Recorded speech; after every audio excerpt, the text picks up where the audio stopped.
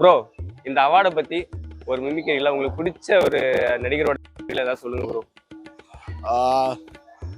என்ன எந்த வாய்ஸ் பேசுறது? அதான் சொல்றேன், உங்களுக்கு பிடிச்ச நடிகர். ஓகே, எனக்கு ரொம்ப பெருமையா இருக்கு. இந்த அவார்டை வாங்கும் போது யார் வயசு தானே தெரியுங்க, எனக்கு தெரியல. சசிகுமார் நினைச்சு பேசிட்டு இருக்கு. இப்ப கன்ஃபார்ம் இன்னும் பரம சந்தோஷமா சந்தோஷம். அவார்டை வாங்கினேன், சந்தோஷமா இருக்கு, ரொம்ப சந்தோஷமா இருக்கு. ஒரே வாய்ஸ்ல ஏகப்பட்ட ஆர்டிஸ்ட் வந்து போறாங்க. கண்டிப்பா எனக்கு இந்த அவார்டை கொடுத்தது ரொம்ப பெருமையா இருக்கு. இது யார் வயசு சொல்லுங்க? இது என் வயசு தான். அப்ப இப்படி கேக்குறேன் ப்ரோ, இந்த அவார்டு நான் வாங்கியிருக்கிறேன், அதை பத்தி எனக்கு ஏதாவது சொல்லணும் அப்படின்னா யாரோட வாய்ஸ் சொல்லுவீங்க? 5000 கோடி கடன் வாங்கணும். அவார்டு வாங்கிட்டாரா?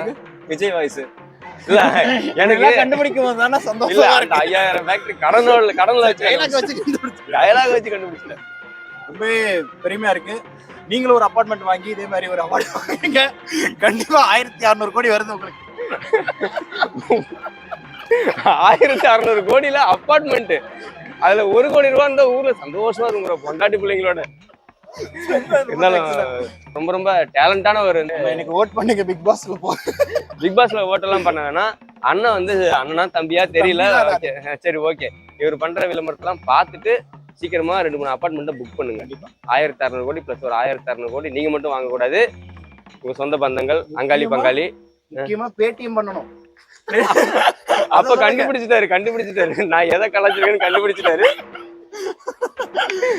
போய் இந்த வீடியோ பாக்குறவங்க எல்லாரும் உங்க ஃப்ரெண்ட டேக் பண்ணி 1600 கோடி வீட வாங்க சொல்லி பேடிஎம் பண்ண சொல்லுங்க. ஓகே ப்ரோ, நன்றி. Thank you so much.